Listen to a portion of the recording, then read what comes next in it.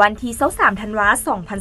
2024แผนกโยธาธิการและขนส่งนครหลวงเวียงจันทน์ออกแจ้งการเรื่องการจัดสรรบ่อนจอดรถจะไปเข้าชมสถานที่ท่องเที่ยวต่างๆในใจกลางตัวเมืองนครหลวงเวียงจันทน์เนื่องจากว่า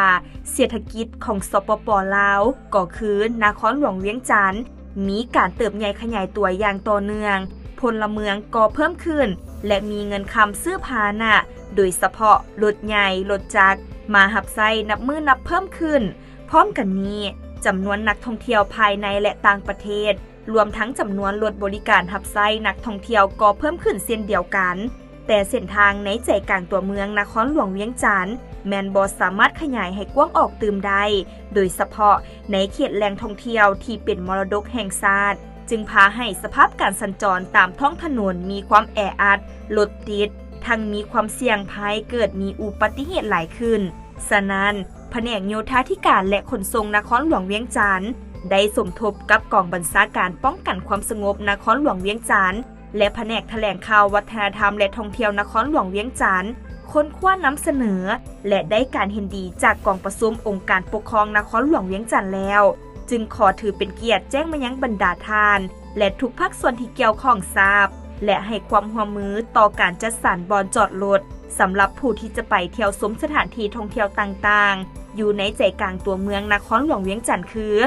1. สถานที่ท่องเที่ยวพิพิธภัณฑ์มรดกแห่งชาติพระธาตุหลวงและบริเวณอ้อมรอบอนุญาตให้รถเมล์และรถตู้บริการนักท่องเที่ยวที่มาเที่ยวชมสถานที่ท่องเที่ยวดังกล่าวเข้าทางด้านหน้าสภาแห่งชาติไปจอดส่งและรับนักท่องเที่ยวอยู่เดินสนามหลวงเบื้องโพนเข็งและเบื้องหอพิพิธภัณฑ์กองทัพในต่อหน้านี้ห้องการมรดกนครหลวงเวียงจันทน์จะจัดหารถโดยสารน้อยหรือรถไฟฟ้ามาบริการรับส่งนักท่องเที่ยวจากจุดจอดรถหาทางจุดเข้าพิพิธภัณฑ์พระธาตุหลวงทางนี้ก็เพื่อบ่ให้มีความสั่นสะเทือนส่งผลกระทบต่อรากฐานโครงสร้างและบ่บดบังต่อทัศนียภาพที่สวยงามขององค์พระธาตุหลวง 2. สถานที่ท่องเที่ยวมรดกแห่งชาติประตูไซสวนประตูไซเก่าและภาคสนามอนุญาตให้รถเมล์และรถตู้บริการนักท่องเที่ยวที่มาเที่ยวชมสถานที่ท่องเที่ยวดังกล่าวจอดได้ชั่วคราวภายใน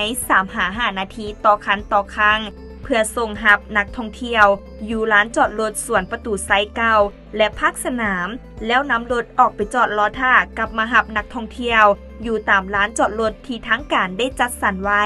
ห้ามเด็ดขาดบ่ให้จอดรถไกลเวลาที่กำหนดให้ผู้ที่ละเมิดจะถูกปรับใหม่แต่1ล้านกีบหา2ล้านกีบต่อคันต่อครั้ง 3. สถานที่ท่องเที่ยวอื่นๆในใจกลางตัวเมืองนครหลวงเวียงจันทน์ก็อนุญาตให้รถเมล์และรถตู้บริการนักท่องเที่ยวที่มาเที่ยวชมสถานที่ท่องเที่ยวแต่ละบ่อนจอดได้ชั่วคราวภายใน 3-5 นาทีต่อคันต่อครั้งเพื่อส่งรับนักท่องเที่ยวอยู่แคมป์ทางใกล้สถานที่ท่องเที่ยวคล้ายคือกันกับปฏิบัติอยู่สวนประตูไซผู้ที่ละเมิดก็จะถูกปรับใหม่เท่าเช่นกัน